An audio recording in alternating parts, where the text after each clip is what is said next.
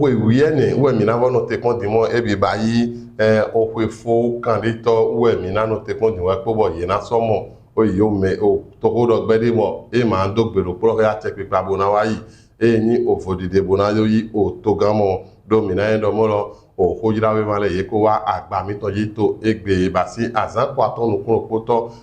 alon son ko fo ko aton nu ko to e me mi tinte tombo mina ndo mo lo le patriote ou to apamo ko ton do bo wa de asia e yin to ho do gbe le democrate ton do fi de bolo di do mo lo nye lo mina so amo to ho do gbe ma to gbero pro do po la che pipa ko dimbo ye na wa yi fodide ro bo na yi to gansin fodide koton mina no te kon okwe wiene e basi okwe fo candidato bo e wa kan o veve tondo o weweji o file ga bo ado mo lo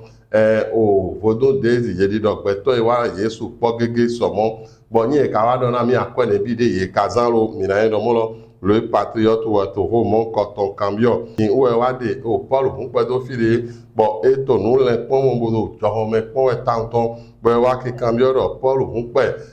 be esinga pe godinbo uwo dinde ma de taton pari boto me godo tore me na fodide de waye na we kana be gbona o fodide de yin o to ganton ya bo ade do fibo e to onu le pomo me de bo etimbo ma to nu le pom mi na mo Karim Dramano wodi uwo ma to nu le pom amo uwo de do file podo onu kikopo aya jijepo bo e wa to di do mo lo o cha oru to ho me lo mi na mo Karim Dramana ze dagamo bo do ye supo gore bo bene intelligent wo din wa pon bo amoro mi se bo din ye ko zawo so din bo bi o tame bo mi na mo ahiyoyo o pe yoyo ton wo wa tin to eyin o pk3 sin o kan lo memo bo nouvelle tribune ni wa to afado bo adido ye return we ka jonana o eyin fodide de mi ba do mi na do awo mi ba do po demi le ton podo o to la vi po kanu to la vi le ton po return we kanana ye le ton sin o sin a bo o ajache ni o so wa e wa mo mo fodide de mi ba wa ye din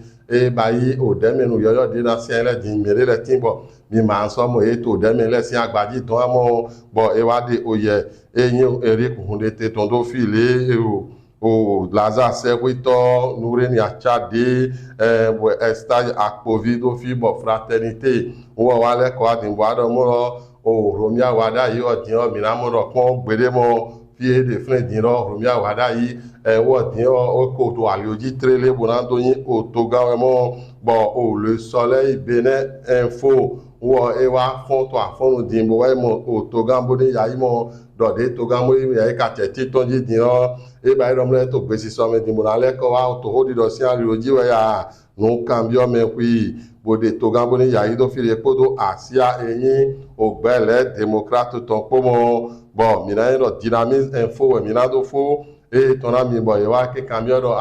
o Romia wada yi eyin gan ho ito eno pe no kundo apezin kan mi ton ogo mi na mo wo we so yin o gambo jona o no o to mi to se no we na mi na ifodide de ja bo ye wa ke cambio do e te tu ezombo o Romia wada yi e ma ka kojo asinpo e ton de yin gan ho ito eno pe no kundo apezin kan ton go e te tu e ma kojo asinpo mo kan ton do bo ye wa do di do na mi dira mi se fo wo wa de o gbe do e yan check pa ton do file me da ko wi free le an gbeji bo wa ke kan mo lo a check pa to tite ko moto o di do de singa igbon bo roto e de yi son alomena yo de to ho mo kan ton camion le mo bo mi na e do mo ni mi na mo no kun je no le go mo ya wi mi na do ko jira wi ma mi ton le to agbaji mo bonaka so mo yeto o kale ji di de mi do pe pon mi do bo mi mo roto e ni madame actusi o gonole ji bo vigilando ni so